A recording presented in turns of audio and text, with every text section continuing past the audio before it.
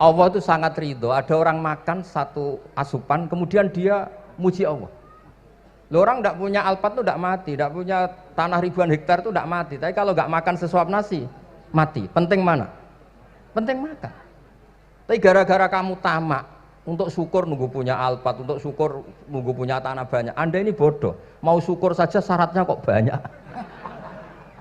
Wa min ayatihi manamukum billaili wan nahar. Masa iya tidur yang ngorok semua turunnya serah jelas kok jadi wamin ayatihi. Tanyakan ahli medis, sistem tubuh kita kalau nggak tidur itu kayak apa rusaknya? Dan toat pas-pasan ini satu-satunya solusi ya turu. Bengi ngempet kepen delok dangdut, delok dugem. Barang turu jebule esuk wis bar, alhamdulillah. Cara melek iman kamu seberapa? Tarikan-tarikan maksiat posisi kamu terjaga bisa kalah kan? Tapi kalau tidur sukses kan tarkul maksinya.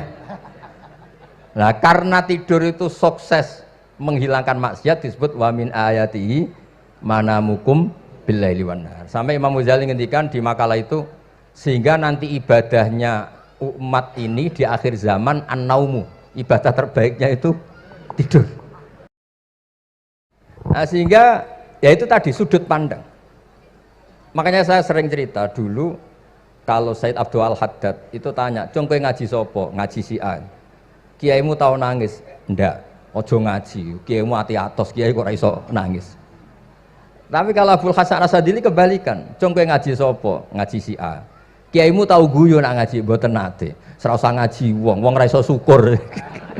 Jadi nah itu yang akhirnya menjadi keseimbangan khaufau wa tama. Ada khauf, ada apa? Roja. Sehingga karena sudut pandang itu nggak bisa dihilangkan, sawalangnya nggak bisa dihilangkan. Ini yang sering diceritakan Kisah itu kakaknya ini. Dulu Muhammad bin Hasan Asy-Syaibani, Imam Syafi'i itu lama sekali beliau jadi ulama top yang suka fikir, dianggap fikir itu aman, ngeringankan hisab. Nggak jenengan fikir yang dihisab malaikat apanya kan? Kan nggak bisa ngisab jenengan, apa saja tidak punya. Punyanya problem. Nah, setelah ngaji sama Imam Malik, Imam Syafi'i tanya, yang ilmunya setingkat jenengan siapa? Kata Imam Malik, sebetulnya Abu Hanifah, tapi orangnya sudah meninggal, tapi ada muridnya, namanya Muhammad bin Hasan Asy-Syaibani. Kamu ke sana, dari Madinah ke Irak, dulu tempatnya di Baghdad. Setelah di Irak, Muhammad bin Hasan Asy-Syaibani itu kalau ngitung uang tuh di meja, emasnya tuh banyak, uangnya banyak, dia hitung di meja, malah kaget. Saya ini gedeng kiai, kedunyan, ini ketemu kiai, kedunyan. Ya, karena Muhammad bin Hasan Asy-Syaibani itu wali, kamu tanya, kamu heran ya ada kiai kaya? Iya. Ya sudah, kekayaan ini kasihkan orang fasik, biar dipakai demenan, dipakai mabuk, dipakai ini. Terus, ya jangan, kalau kena orang fasik bahaya, jenengan saja. Semenjak itu Imam Syafi'i mulai rodok seneng duit. Jadi ada ceritanya, kok diangen-angen, nah terus keterusan umatnya kayak gini-gini itu. Jadi ini cerita nopo istihad apa? Cerita nopo istihad. Sama pangkat juga sama. Gue seneng nak wong soleh-soleh tidak ikut ngurus negara ini. Mau dikemanakan negara ini. Tapi ada yang berpikir, gue seneng nak wong soleh terkontaminasi. Ya sudah monggo. Sing wis ra payu jabat nggih berpikir zuhud. Sing payu ya berpikir politik. Yang penting semuanya itu berdasar ilmu. Yang penting itu semuanya berdasar apa? Ilmu. Karena ilmu ini basis yang paling diridani Allah Subhanahu wa Ta'ala. Masyhur itu di Ihya sering diceritakan Imam Ghazali, ana alim uhibbu kulla alim. Kata Allah, saya ini alim dan sangat mencintai orang alim. Karena orang alim ini yang tahu perspektif. Orang yang enggak, yang ngiranya, saya ulang lagi, yang ngiranya itu enggak ilmiah. Di depan orang alim itu sangat-sangat apa? Ilmiah. Yaitu tadi misalnya ada ayat wa min ayatihi manamukum billaili wan nahar. Masa iya tidur yang ngorok semua turunnya serah jelas kok jadi wamin ayati. Tanyakan ahli medis, sistem tubuh kita kalau nggak tidur itu kayak apa rusaknya? Dan toat pas-pasan ini satu-satunya solusi ya turu. Bengi ngempet kepen delok dangdut, delok dugem. Barang turu jebule esuk wis bar, alhamdulillah. Cara melek iman kamu seberapa? Tarikan-tarikan maksiat posisi kamu terjaga bisa kalah kan? Tapi kalau tidur sukses kan tarkul maksinya. Nah, karena tidur itu sukses menghilangkan maksiat disebut wa min ayatihi manamukum billaili wan nahar. Sampai Imam Ghazali ngendikan di makalah itu, sehingga nanti ibadahnya umat ini di akhir zaman an-naumu, ibadah terbaiknya itu tidur. Nah niku mulane maksud kula ngeten lho. Sampeyan anut jalur wong alim dhewe turu ya ibadah, tengok-tengok ya ibadah, jagongan nggih ibadah, gojol-gojolkan ambek kanca nggih napa? Ibadah. Karena ini semuanya kul bi fadlillah bi rahmati fa bidzalika napa? Falyafrahu. Tapi kalau kamu tidak punya basis ilmu, adanya suudzon. Kiai kok jagongan guyon sewengi kiai opo? Kiai kok turu sewengi ku kiai. Karena basisnya ada ilmu. Padahal jelas ketika Rasulullah bikin urutan kebaikan, pertama Nabi ngendikan kamu menolong orang. Jika tidak bisa, terakhir Nabi ngendikan takufu syarraka anin nas fa innaha shadaqatun minka ala nafsik. Tadi beliau juga cerita di nasihat Imam Mun, idza lam tuhsin fala tusi. Kalau tidak bisa berbuat baik, setidaknya kamu tidak berbuat jelek sama orang lain. Dan potongan ini paling gampang apa? Tidur kan? Wis sampeyan nak turu wis ra zina, ra maling, ra ngrasani wong wis ora tusik. Nah, dengan konstruksi usul fikih seperti itu kamu tahu kualitas ayat wa min ayatihi manamukum billaili wan nahar. Ya sama, ternyata makan itu yang menjaga nyawa. Ternyata makan itu yang menjadikan syukur. Kalau kamu nggak percaya puasa. Sampai nak poso gedang goreng itu mewah. Gedang goreng itu mewah. Air satu teguk itu mewah. Makanya kalau lama dulu ada santri kepengen mangan enak, ya saya ingin mangan enak gini-gini, caranya gimana? Itu rumusnya ada sate, ada mie ayam. Idamuhu alju. Kalau kamu ingin enak, lauknya itu lapar.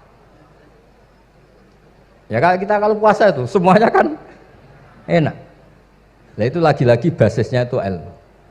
Nah sekarang banyak orang yang sudah tidak peduli dengan ilmu, kayak ijazah dilakoni kan. Jadi kayak wiridan la ilaha illallah itu sebetulnya harus dibarengi dengan ilmu. Ini yang terakhir supaya nggak lama-lama. La ilaha illallah itu basisnya ilmu. Surga yang begitu mewah itu dibikin juga bagi yang melafadzkan la ilaha illallah. Neraka yang begitu ekstrim, sampai kalau benda dijatuhkan dari atas ke neraka, itu sampai bawah nunggu 70 tahun. Bisa kamu bayangkan kalau kamu di dalam naiknya susah itu. Ini dijatuhkan ke neraka itu sampai bawah nunggu berapa? 70 tahun. Loh, neraka sebegitu ekstrim itu dibikin untuk yang menolak la ilaha illallah. Berarti kalimat ini kalimat spesial. Kalimat yang neraka dibikin ya atas nama itu yang menolak, surga dibikin juga atas nama itu yang menerima. Itu satu saktinya la ilaha illallah. Sakti kedua, orang kafir 70 tahun ngelafatkan la ilaha illallah sekali langsung dihukumi mukmin. Yughfar lahum ma qad salah. Kullil ladzina kafaru iyantahu yughfar lahum ma qad salah. Orang yang melafadzkan la ilaha illallah Muhammadur Rasulullah itu dosa 70 tahun kafir itu hilang semua. Tapi gara-gara ada ilmu terus diumumkan tahlil dening Kiai Haji Niam mesti sing nguri wah sawi iku mesti. Padahal kalau kamu tahu ilmunya tadi ini kalimat yang luar biasa. Kalimat yang bisa melebur dosa. Bahkan dalam mazhab Sadiliyah itu unik. Kalau kamu wiridan la ilaha illallah itu jangan istighfar dulu, istighfarnya belakangan. Alasannya Abdul Hasan As-Sadili itu fa'lam annahu la ilaha illallah wastaghfir li dzambik li hadil kalimah. Orang kafir 70 tahun, dia istighfar 100 kali enggak akan dimaafkan Allah. Tapi ngelafatkan la ilaha illallah langsung dimaafkan. Jadi orang bisa dimaafkan tuh barokahnya la ilaha illallah.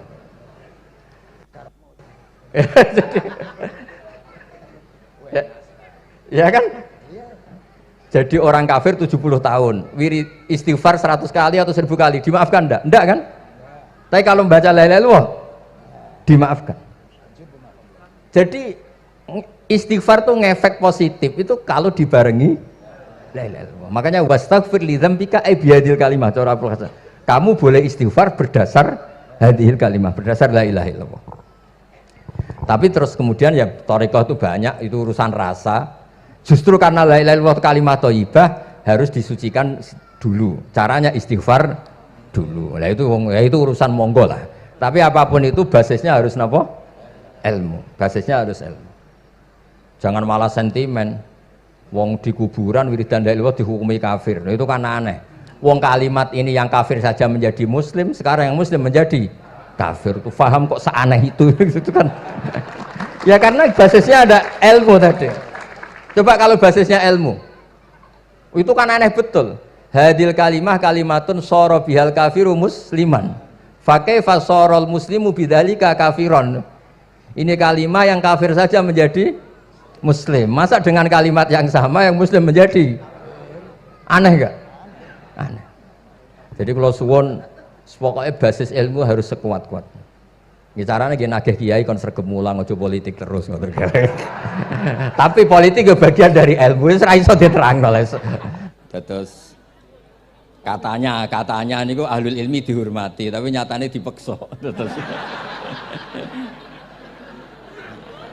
Terus memang banyak paradok ya, paradok dalam ilmu usul fikih. Ilmu usul fikih itu ilmu yang menjadikan orang itu bisa berpikir.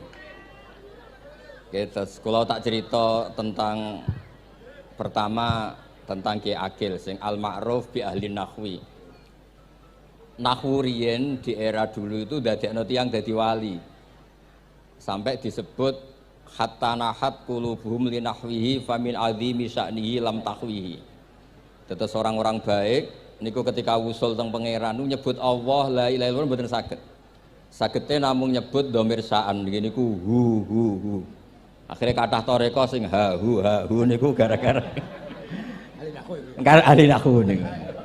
Nah, disebut fa'uribat makna domiris syani. Jadi ngelafatkan la ilaha illallah tidak bisa, tapi hu bisa. Mergi ke Jawa ini tukang ngakali, terus hukum ini diakali. Sakjane teke hadis ini mangkana akhiru kalamihi la ilaha illallah dakhalal jannah. Tapi ada kekhawatiran pas la ilaha mati. Lah la ilaha mati rak radi kaya ateis. Ora ono pangeran maujud mati. Sampean kan gak iso janjian mbek Israel. Kan mboten saged weanan, mboten saged kong kali kong. Nah, daripada la ilaha niku resiko karena takut mati pas la ilaha dereng illallah. Terus Ki Jawa mulai nalkin ngangge Allah.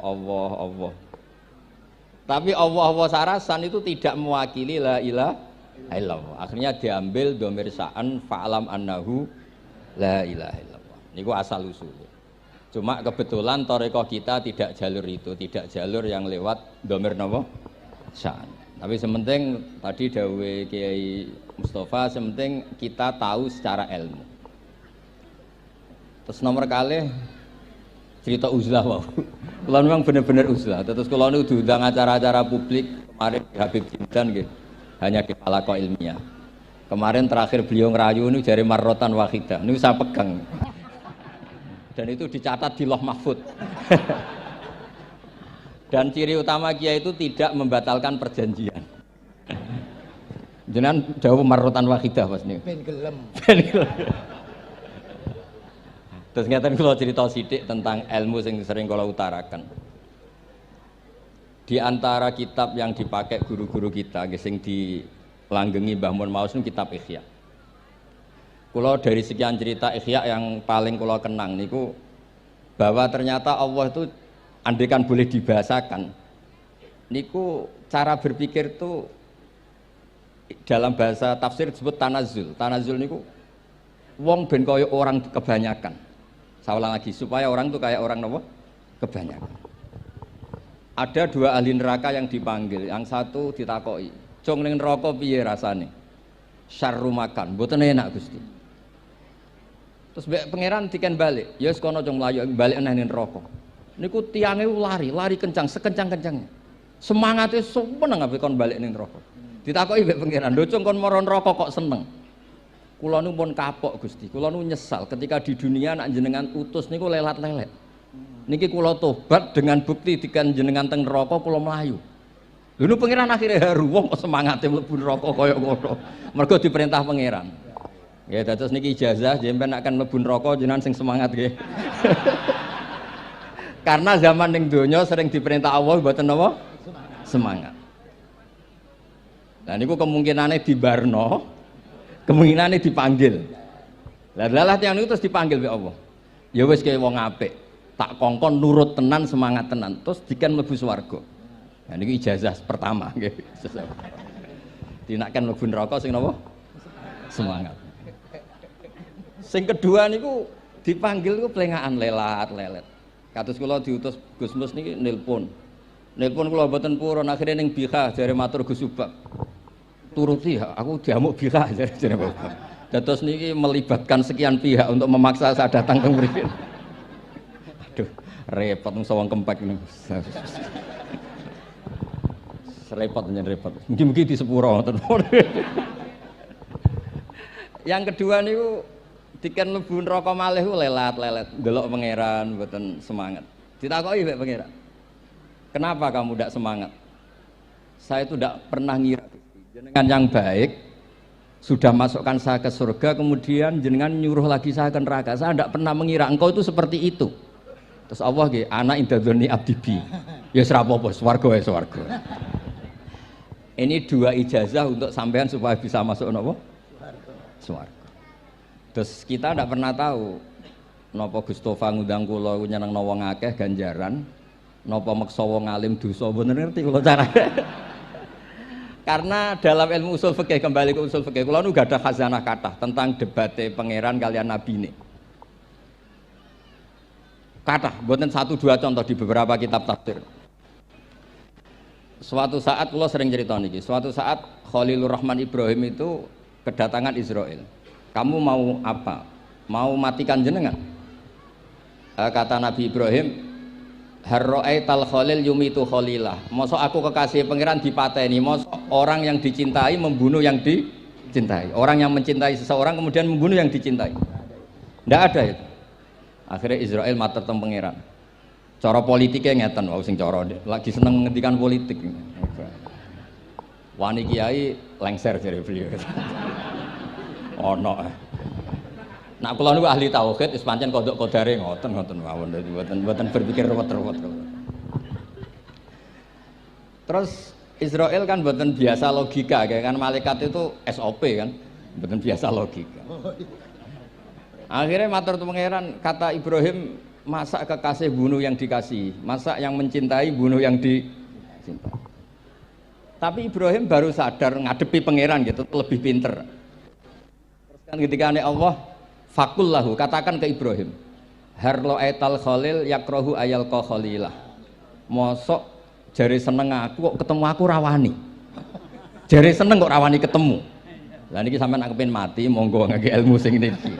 Wong jari seneng pangeran kok rawani ketemu pangeran. Seneng seneng ketemu. Ibrahim seneng sakit. Yo mati saiki ra apa mati saiki. Terus kedua, niki cerita karena ini pondok ilmu. Orang harus biasa pakai logika usul fikih. Politik juga gitu. Nak kiai politik rawan kena syubhat. Tapi nak wong soleh ra oleh politik, kowe ridho dipimpin wong fasik-fasik kabeh. Ya, mboten ngerti, mbok sing bener dis pokoke ngoten. Yes, itu memang logika usul napa? Fikih. Logika usul napa? Fikih. Ketika Nabi Adam badhe didamel, niku materinya saking bumi. Pertama sing diutus Jibril. Jibril ambekan qabdotan minal ardi, segenggam bumi. Saya mau bikin Adam, materinya dari bumi. Setelah datang ke bumi mau ngambil ista'adzat billah. Maksudnya ista'adzat billah, a'udzu billahi minka, saya berlindung Allah dari kamu. Antasinani. Kalau ngarepe Gustofa dari ahli nahwu dados kula niki tak goleki tenan pancen syanahu mun mutaaddi bi nafsi.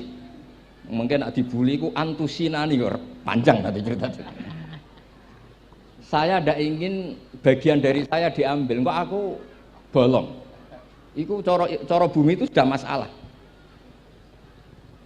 Terus akhirnya Jibril kembali, ya Allah, dia berlindung kepada engkau maka saya lindungi. Allah membenarkan Jibril, Mikail juga sama. Tapi ketika Israel, ini Israel itu masalah memang.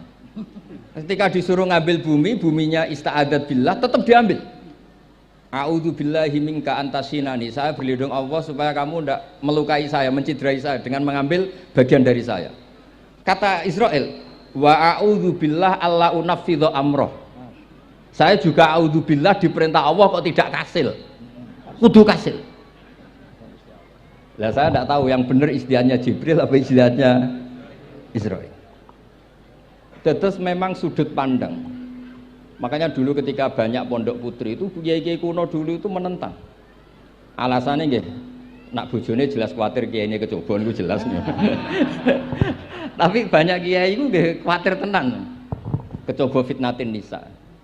Tapi ketika logikanya dibalik, apa kamu ridho para perempuan-perempuan muslimat itu tidak dapat pendidikan apa? Agama. Hanya karena orang soleh tidak punya nyali, tidak punya peduli mengajar. Tapi nggih saged diwalik. Ustaz-ustaz sing imane pas-pasan niku kowe ridho nak kecoba. Sampeyan milih mana? Ridho kecoba apa ridho bodoh? Nah, logika-logika usul fikih ini yang kemudian dipakai Wali Songo. Dipakai Wali Songo kemudian membiarkan sekian tradisi yang insya Allah itu salah sebetulnya, tapi tidak sebanding dengan asmane Allah Subhanahu wa Ta'ala. Misalnya begini, gini iki dirungokno mawon. Sampeyan ra paham mboten napa-napa. Sampeyan nak ra paham wis anggap ae tawadhu. Pantese wong awam yo ora paham, nak paham dadi kiai. Terus biasa mawon sampean nek ora paham aja tersiksa. Umpamane jenengan mboten kiai kok kon paham. Nah sampean pinter kados kula mestine ora ngrungokno, semangate hasud. Terus rivalitas mergo. Nah cara Mbah Mun nak cerita ngoten, dhisik ke zaman bodho iku angger kiai mbok cucuk. Bareng padha kiai niku koyok saingan. Niku pun sunatullah ndak bisa dihindari, niku pun sunatullah. Terus kembali lagi ya, logika-logika usul fikih niku dipakai oleh Wali Songo. Ngeten ada cerita ini rungok nonton. Itu sudah saya cek di beberapa riwayat, termasuk di Musnad Imam Ahmad. Ada orang ini bukti teorinya Wali Songo itu benar. Wonten tiyang gadah kesalahan. Niku dokumen kesalahan niku madul basor sepanjang mata melihat. Wes ngoten jumlahnya 99 bok. Kayak apa banyaknya? Per bok madul basor sepanjang mata nopo melihat. Ketika dia ditanya Allah itu kalau tanya demokratis. Adzolamat kata bati. Jangan-jangan malaikat saya sentimen. Kalau kamu jelek ditulis, kalau baik enggak? Enggak Gusti. Afalaka udhurun. Jangan-jangan kamu saat salah itu punya alasan? Enggak Gusti. Ya memang salah. Tapi kata Allah, sudah kamu tenang saja. Kamu punya ini. Itu hanya satu bok. Ya kira-kira kayak tempat jam tangan itu. Enggak, kamu punya ini, cukup ini. Terus malaikat tanya, ya Allah, apa artinya, apa ngefek itu kalau ditimbang tuh, kejelekan sebanyak itu dengan satu box jam. Orang ini juga bilang, Gusti sudah ada usah ditimbang, nggak ngefek itu pasti kalah. Tapi setelah ditimbang menang yang satu box kecil tadi. Karena di situ ada la ilaha illallah Muhammadur Rasulullah. Jadi malaikat diancam sama Allah, kamu berani tidak mempertimbangkan nama saya? Apapun banyaknya box itu dosa itu tidak saya. Kalau ini la ilaha illallah itu nama saya. Kamu berani tidak mempertimbangkan nama saya? Ya tidak berani Gusti, ya harus dimenangkan. Nah itu. Semalannya kalau pengajian ini ya ono ikhtilatur rijal wan nisa, tapi baru kayak ngaji di sepuro. Ya aja muni halal tapi ya aja muni terus gak ono faedahe. Di sepuro insyaallah. Karena kalau nuruti harus steril halal itu kayaknya tidak bisa. Terus di situ ditutup fala yaskulu ma'asmillahi ta'ala syai'un. Dibanding asmane Allah Ta'ala sesuatu itu tidak ada nilainya. Pasti menang Allah Ta'ala.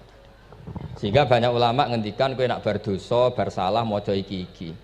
Dan kalau Anda dosa misalnya catatannya satu box terus di bawah ada astagfirullah, malaikat ditanya sama Allah, kamu berani tidak mempertimbangkan nama saya disebut di situ?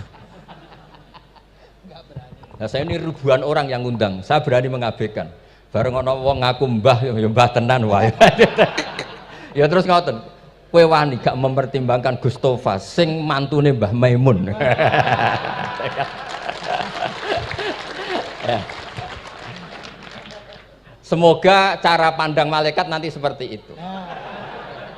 Tapi nanti kalau malaikat cara pandang, mbah kok tukang meksa putu. Nah, itu mbah model opo. Nah saya ini sudah ngalah satu kali. Berikutnya logika kedua yang insya Allah terbangun di kalangan malaikat, yaitu mbah ora oleh meksa napa putu. Ning dinggon mbah yang baik putune dolanan di barno. Ini ora putu lagi asik-asik dolanan. Rene kon nyapu. Nah, itu udah jenis mbah yang baik. Nah ini pentingnya ngaji. Kalau nate ditanya sama seorang dosen, Gus, masa iya Quran yang katanya mutu semutu-mutunya, kemudian ada ayat kulu washrobu, mosok urusan mangan, gak usah disuruh orang juga makan. Terus kualitasnya kulu washrobu itu di mana? Terus kalau jawab, terus sorokan yang penting wopo, rapat utawa seminar. Ndak ada rapat, ndak ada seminar itu kamu ndak mati, tapi kalau nggak makan itu mati. Penting mana? Ya penting makan. Lah iya, jadi orang itu lupa kalau sesuatu yang seserius itu karena menjaga nyawa, yaitu makan. Terus karena makan tuh hal yang murah dianggap biasa, itu bahaya. Sehingga sebetulnya yang kita bisa jadi wali lewat hal-hal keseharian tidak bisa jadi wali karena tadi. Saya punya hadis, ini mudah sekali untuk Anda jadi wali. Bahkan di atas wali lah. Inna woha ta'ala layardo anil abdi. Pakai inna masih pakai lam taukid. Inna woha layardo anil abdi ayyakulal aklata fayahmadahu alaiha aw yasroba syarba fayahmadahu alaiha. Allah itu sangat ridho ada orang makan satu asupan kemudian dia muji Allah. Loh, orang tidak punya alpat itu tidak mati, tidak punya tanah ribuan hektar itu tidak mati, tapi kalau nggak makan sesuap nasi mati. Penting mana? Penting makan. Tapi gara-gara kamu tamak untuk syukur nunggu punya alpat, untuk syukur nunggu punya tanah banyak, Anda ini bodoh. Mau syukur saja syaratnya kok banyak. Jadi sebetulnya kalau kita mau jadi wali itu cukup setiap makan itu kamu syukur. Fayahmadahu alaiha. Au yasroba syarba fayahmadahu alaiha. Makanya wali-wali dulu kalau didik raja yang sedang berkuasa itu ditanya, kamu raja besar, punya pengaruh besar. Andaikan kamu di padang pasir dan kemudian Anda tidak mendapatkan air sama sekali, apakah kamu menggantikan kerajaan kamu demi beli satu seteguk air? Iya, akan saya beli karena saya kalau tidak minum mati. La tafroh bimulkin la yusawi jar'atamain. Kamu jangan bangga dengan sistem kekuasaan yang tidak senilai dengan seteguk air. Orang nggak jadi raja itu nggak mati, tapi kalau nggak minum mati. Terus akhirnya dosen itu tahu, wah berarti kulu wasrobu itu luar biasa Gus, ya, sangat luar biasa. Makan dan minum itu luar biasa. Makanya terus adat kiai mertamu mangan. Kalau tadi baru datang kon mangan, di sini ya ada mangan. Ya saya anggap aja itu proses jadi wali ngoten mawon. Jadi segampang itu jadi wali. Nah kemudian gara-gara torekoh terus jadi wali ku repot kon maca 10.000 wiridan kon opo. Kesuwen nih cara-cara kesuwen. Karena ini partai gak torekoh tadi. Dulu abahnya Mbah Maimun Mbah Zubair itu kalau disuruh wiridan lama-lama itu nggak mau. Sementing diridani pangeran, maca kok akeh-akeh. Nah, itu partainya partai ahlul ilmi. Ya partainya partai ahlul apa? Nah kemudian karena saya ini nekuni tafsir ya, itu saya kepengen ya, menggerakkan supaya ilmu Quran itu menarik. Caranya apa? Cari sisi ekstrimnya. Kalau bolak-balik, kenapa sih orang nggak janggal? Nggak janggal itu udah iskal. Quran itu kan kalamu Allah. Salah lagi Quran itu kalamu Allah. Masa iya Allah yang Tuhan kemudian ngendikan iya kana budu wa iya kanas tai. Kepadamu aku menyembah. Masa Allah ngendikan gitu pada kekasihnya Nabi Muhammad? Padahal Allah itu al-ma'bud bukan abid. Allah yang disembah bukan yang menyembah. Semua ahli tafsir, saya bukan bilang sebagian, semua ahli tafsir pasti ngendikan begini. Wa yuqaddaru qabla qaulihi ta'ala iyyaka na'budu qulu. Sebelum iyyaka na'budu itu ada kata yang disimpan yaitu qulu. Jadi iyyaka na'budu itu betul ngendikannya Allah, cuma sudah dikasihkan Jibril kepada umatnya Rasulullah. Jadi Jibril bilang gini ke Rasulullah Muhammad qul iyyaka na'budu. Kemudian Nabi juga bilang ke umatnya qulu iyyaka na'budu. Jadi ini kalam Allah yang sudah milik kita. Nah berhubung milik kita, kita sah mengatakan iyyaka na'budu. Karena kalau tidak janggal, masa iya Allah berdoa ihdinas siratal mustaqim, tunjukkan kami jalan yang benar. Lah kalau ihdinas siratal mustaqim kalam Allah berarti kan Allah yang berdoa. Nah, sehingga semua tafsir bilang sama, wa yuqaddaru qabla qauli ihdinas siratal mustaqim qulu. Nah, terus ada mufassir lain bilang jangan mulai iyyaka na'budu ya semuanya, mulai bismillah qulu bismillahirrahmanirrahim. Masa iya Allah sendiri yang bilang bismillahirrahmanirrahim? Nah, dengan tafsir seperti ini terus kita akhirnya lagi-lagi kembali ke usul fikih, kembali ke balaghah, kembali ke nahwu. Kalau enggak, ya Anda akan menafsiri Quran pakai logika Anda sendiri. Sampai ada mungkirus sunnah. Pokoknya sementing kembali ke Quran. Orang roh Quran itu kayak apa? Saya kemarin ngaji di Sedan di daerah saya bilang, Sayyidina Umar itu Islam sebelum minta hidayat. Khalid bin Walid ya Islam sebelumnya ya tidak minta hidayat. Lah itu kan janggal. Padahal katanya Quran itu hudal lil muttaqin, petunjuk bagi mereka yang takwa. Padahal tidak ada sabkut takwa untuk Umar. Umar tidak pernah takwa, tapi nyatanya Islam. Bahkan dia masuk ke rumahnya Zaid bin Arqam itu mau bunuh Nabi, mau nyari Nabi, bukan mau Islam. Tapi ketika dengar iparnya membaca Toha ma anzalna alikal Qur'ana litasqa, kemudian dia masuk Islam. Lalu gimana tentang hudal lil muttaqin, petunjuk bagi mereka yang takwa? Banyak ulama yang mengatakan lil muttaqin itu balaghahnya lil iktifa, lil muttaqina wa ghairihim. Jadi Quran itu petunjuk bagi yang takwa dan yang tidak takwa. Dan itu di bahasa Arab sah. Di bahasa Arab sah. Misalnya gini ya, kalau sampean punya ponakan dolan, cong-cong nang mangan. Ya maksudnya ya mangan mbek ngombe, mangan tok seretan mati kan. Itu kan satu paket. Sarobila taqikumul harra wal barda. Pakaian yang melindungi dari panas, di situ nggak disebut wal barda, tapi artinya juga wal barda. Karena kalau tidak diartikan lil iktifa, nanti Quran itu memberi petunjuk bagi yang sudah muttaqin, corong doang nguyai segoro, wis takwa kok.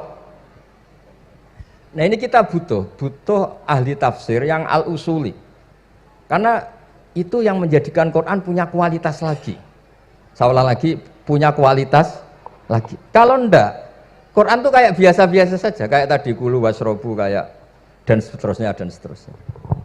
Jadi kalau suwun barokahnya hormat sama orang alim kados Ki Akil, Ki Siras dan tenaga keluarga mriki. Orang menghidupkan logika ilmu lagi. Jadi kalau seneng lah nak dalam Gusmus ahli ilmu boten krana niat fakir boten. Biar sampean ngerti lah kalau ngadepi ahlul ilmi itu pun boten level. Ahlul ilmi itu kalau punya logika itu tidak bisa dibantah. Saya beri contoh sekian contoh yang nyata yang diajarkan Rasulullah SAW. Nabi itu pernah mau dipermalukan orang karena Nabi ngendikan la adwa wala tiarata, tidak ada penyakit menular. Terus ada orang iseng kok onta yang kena kudisen itu dijejerkan yang waras ikut kena kudisen. Terus orang ini tanya, ya Rasulullah ini tadi sehat, tapi kena onta yang kudisen ikut kudisen. Nabi tanya lagi, faman a'dal awal, yang kudisen pertama ketularan siapa? Wah itu dari Allah ya, maksud saya seperti itu. Lantas kalau suwun lah ngaji usul fikih yang serius, karena itu menjadikan kita bermartabat.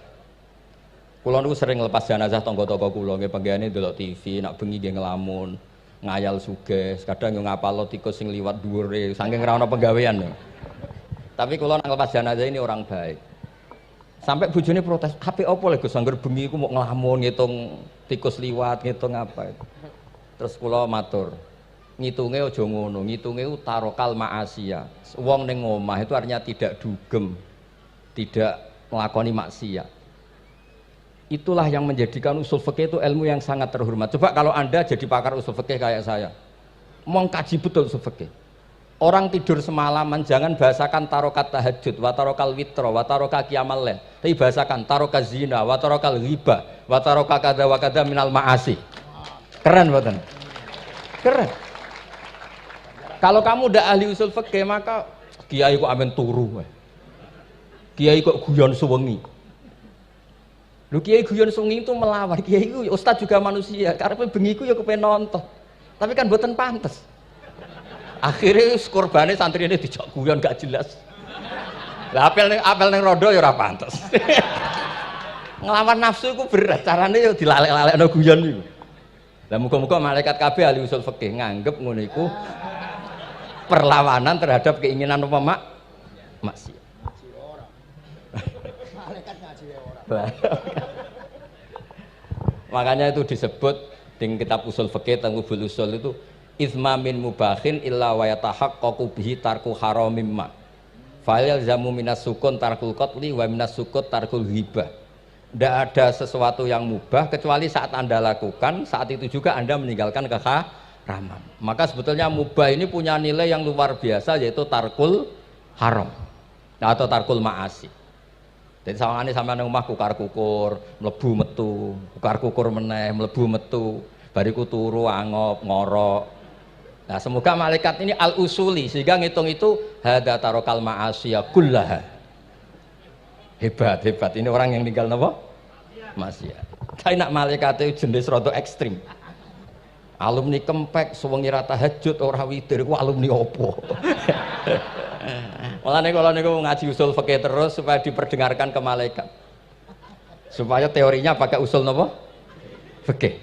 Jadi kalau melihat kita melakukan mubah niku dihitung tarkul napa? Ma'as.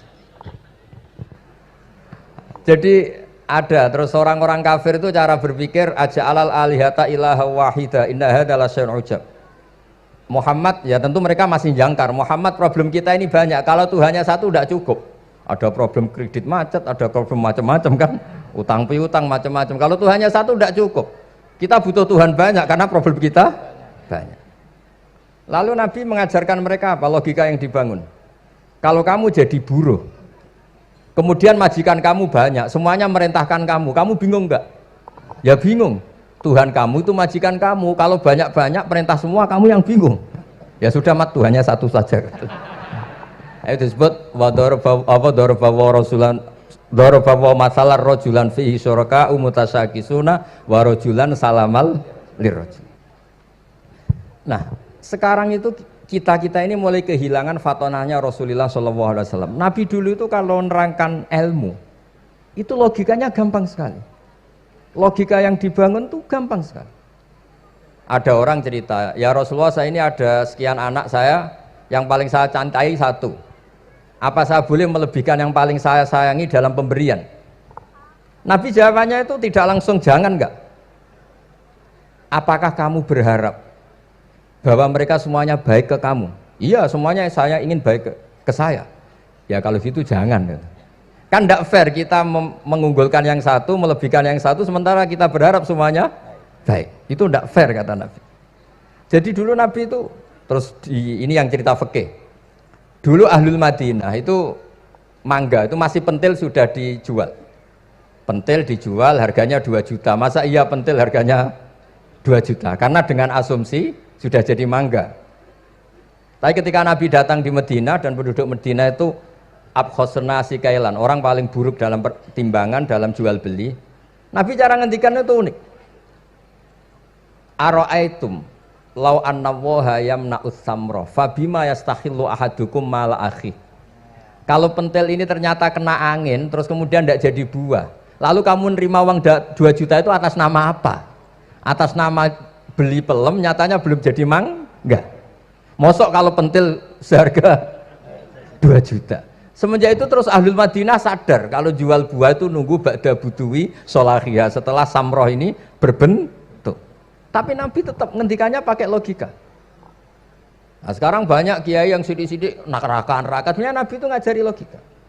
Ada pemuda, dia itu hipersek, mau masuk Islam tapi tetap boleh bebas. Saya ini ingin Islam tapi jangan larang seks bebas. Wah itu sahabat semuanya melarang ketemu Nabi karena ini ngawur betul, masa pamit Islam kok. Tapi setelah gaduh, Nabi tanya, kenapa gaduh? Ada pemuda mau masuk Islam tapi yasta'izinu fi zina, dia minta izin supaya tetap boleh zina. Kata Nabi, suruh saya ke sini. Setelah datang di depan Rasulullah, logika yang dibangun Nabi itu luar biasa. Atuhibbuhu li bintik. Kamu suka punya anak putri kemudian jadi demenannya orang laki-laki hidung belang. Ya enggak, saya bunuh orang itu. Andaikan itu ke ibu kamu, saya bunuh orang itu. Atuhibbuhu li bintik, atuhibbuhu li ummik, atuhibbuhu li ukhtik, atuhibbuhu li kholatik. Kamu suka punya anak putri yang jadi demenannya orang? Ya tidak suka ya Rasulullah. Kamu suka kalau punya ibu didemeni orang banyak? Ya tidak suka Nabi. Sampai otaknya itu yastakbihu zina, sehingga otaknya itu wah zina itu buruk betul. Akhirnya ya Rasulullah sudah, saya mau se-Islam tanpa zina-zina. Karena logika yang dibangun Nabi itu luar biasa. Nabi pertama mengingatkan atuhibbuhu li bintik, atuhibbuhu li ummik, atuhibbuhu li ukhtik, atuhibbuhu li kholatik. Sampai dia ini nggak bisa apa-apa. Sudah Nabi sudah. Jadi logika ini yang harus kita waris. Lagi-lagi kembali yang bisa waris itu ahlul ilm. Sama itu kan kayak diskusinya Nabi Yahya dan Nabi Isa. Nabi Yahya itu suka berkawan orang-orang soleh. Setiap berkunjung di mana itu nyari yang orang-orang soleh. Ditanya kenapa kamu berkawan orang soleh? Ya berkawan orang soleh itu asik. Tapi kalau Nabi Isa enggak. Kalau ada desa-desa yang masih hitam, masih merah itu dikunjungi, kemudian dibina. Ditanya sama Nabi Yahya, lima anda tanzilu ala syirarin nas, kok kamu kumpul orang-orang yang kayak gitu? Jawabnya beliau, innama ana tabibun udawil mardo. Di mana-mana Nabi itu ya dokter, di mana-mana dokter nyembuhkan yang sakit. Jadi dulu logika kebalikan itu dibangun, sehingga dulu ulama khilaf itu ikhtilaful a'immah apa? Rahmah. Masyhur itu. Saya sering cerita dan itu ada di kitab Khilyatul Auliya. Nabi Yahya itu lebih ceria. Nabi Isa itu agak sering cemburut. Atau kebalikannya, pokoknya yang satu tuh mali aro ka'abisan. Ka'annaka taqnatu mir rahmatillah. Kamu kok sering cemburut, seakan-akan rahmat Allah itu terbatas. Wong kok ra iso syukur.